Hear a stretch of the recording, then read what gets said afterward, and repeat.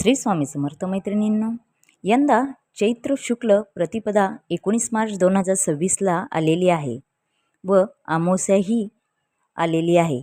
तर अमावास्या ही 6:54 19 मार्च रोजी संपत आहे व त्यानंतर 6:55 आपण गुढी उभा करू शकतो. मराठी नवीन वर्ष हे याच दिवशी आपण साजरा करत असतो.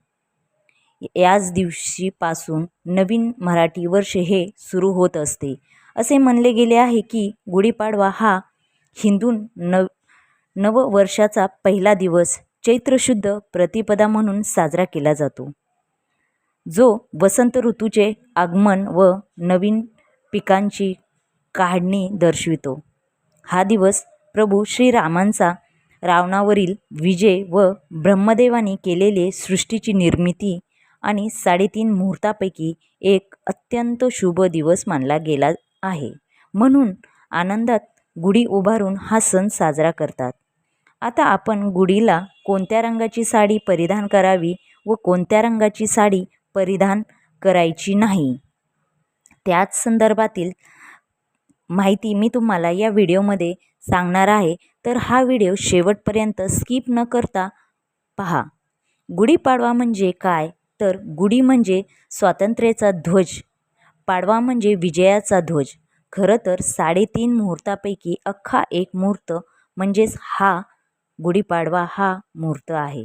या दिवशी आपण बऱ्याच नवीन वस्तू खरेदी करत असतो. या दिवशी कोणता मुहूर्त पाहिला जात नाही. प्रत्येकाच्या घरामध्ये गुढी ही उभारली जाते व प्रत्येकजण शोभायात्रा काढत असतो. या दिवशी गुढीला साखरेची गाठी, कडुलिंबाचा डहाळ लावले जाते. प्रसाद म्हणून कडुलिंबाचा पाला व गूळ एकत्र करून प्रसाद म्हणून गुढीला दाखवला जातो. पहिला नैवेद्य व बाकीचा आपण सर्व तो नैवेद्य घेत असतो. आता आपण नवीन वस्त्राची गुढीला परिधान करावी. लक्षात ठेवा, जी आपण गुढीला वस्त्र परिधान करणार आहे ते नवीनच नवकोरं वस्त्र हवं. मग त्यामध्ये ब्लाऊज पीस असेल, एखादा खण असेल, शॉल असेल, ते नवीन आणि कोरे असले पाहिजे. साडीसुद्धा नवीन कोरी असली पाहिजे. तुम्ही ती घातलेली असेल व ती तुम्ही त्या गुढीला परिधान करत असेल तर बिलकुल नाही, नवी कोरी साडी तुम्ही गुढीला वापरावी. शक्यतो रेशीम साडी म्हणजेच काठपदर साडी हीच गुढीसाठी वापरली जायला हवी. भगवा रंग हा विजयाचे प्रतीक मानले आहे, शक्तीचे प्रतीक मानले गेले आहेत. आता गुढीला भगव्या रंगाची साडी परिधान केली गुढीला तर अतिशय सुंदर. जास्त लोक भगवाच रंग वापरत असतात कारण विजयाचे प्रतीक आहे. जर भगवा कलरची साडी नसेल तर गडद पिवळ्या रंगाची ही तुम्ही साडी परिधान करू शकता. एक प्रकारचे भगवाच आहे. तर दुसरी तुम्ही गडद पिवळ्या रंगाची साडी परिधान करू शकतात. गुढीला त्याचबरोबर लाल रंगाची साडी देखील तुम्ही परिधान करू शकतात. गुढीला त्याचबरोबर हिरवा रंग तर निसर्गाचा आवडता रंग आहे, तर गुढीला हिरव्या रंगाची साडी परिधान करू शकतात. अशा प्रकारे हे वेगवेगळ्या रंगाची साडी तुम्ही हिरवी, गुलाबी रंगाची साडी देखील गुढीला परिधान करू शकतात. खरं तर सर्वच रंग शुभ आहेत. प्रत्येक रंग काहीतरी सांगून जात असतो. कोणताच रंग वाईट नसतो. तोच रंग चांगला असे काही नाही. भगवा चालेल, पिवळा, लाल, गुलाबी प्रत्येकाचे एक प्रतीक आहे. प्रत्येक कलर रंग हे आपले वर्चस्व गाजवत असतो. म्हणून त्या रंगाला एक त्या वेळेस त्याचा एक वर्चस्व असतं. त्यामुळे आपण त्याला शुभ वगैरे अशुभ असं म्हणतो, परंतु तसं काही नसतं अशुभ वगैरे. प्रत्येक रंग हा आपलं वर्चस्व गाजवत असतो. परंतु काळा रंग तुम्ही चुकूनसुद्धा घालू नका व गुढीला पण घालू नका, कारण आपल्या हिंदू धर्मामध्ये काळा रंग हा वर्ष मानला गेलेला आहे. तुम्ही चुकूनसुद्धा हा रंग परिधान करायचा नाही. या दिवशी दुसरा कोणताही रंगाची घालू शकतात साडी वगैरे, परंतु हा काळा कलरची साडी वगैरे काही परिधान करू नये. आता या दिवशी म्हणजेच गुढीपाडव्याच्या दिवशी नारळाचा उपाय कसा व कधी करायचा आहे, तर आता गुढीपाडव्याच्या दिवशी सकाळी गुढी उभा करून झाल्यानंतर आपण हा उपाय करू शकता. तर आपल्याला हा उपाय करण्यासाठी काय करायचे आहे, तर सर्वप्रथम आपलं घर तर स्वच्छ झालेलं असतंच गुढीच्या ह्याने.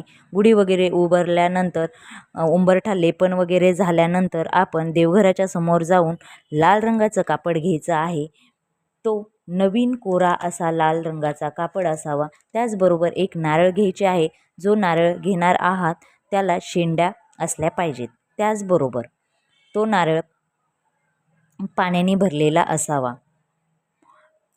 अशा पद्धतीने नारळ घ्यायचा आहे. आता या नारळावर सर्वात अगोदर हळदी कुंकू वाहून घ्यायचे, नंतर थोड्या अक्षदा वाहून घ्यायच्या. हे सर्व विधी आपण आपल्या देवघरासमोर बसून करायचे आहे. आता नारळ एका ताटात घ्यायचा आहे. त्याची शेंडी आपल्याकडे हवी. हळदी कुंकू फूल अक्षदा वाहावे, एक अक्षदा वाहून घ्यावे. हे सर्व विधी आपण आपल्या देवघरासमोर बसून करायचे आहे.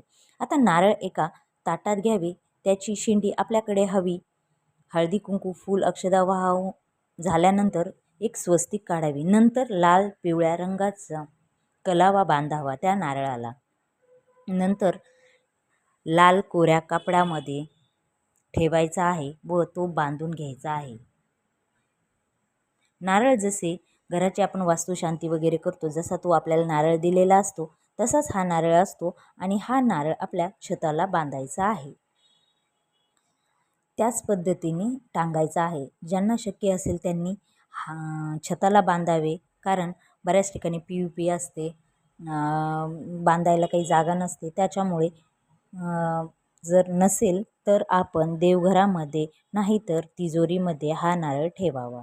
या नारळाची पूजा केव्हा करायची, आता हे ठेवलं की तुम्ही वर्षभर त्याला पाहणार नाही, तसं काही करू नका.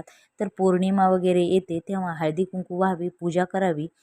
त्या नारळाची हा नारळ आपल्या कुलदेवीच्या नावाने बांधायचा आहे.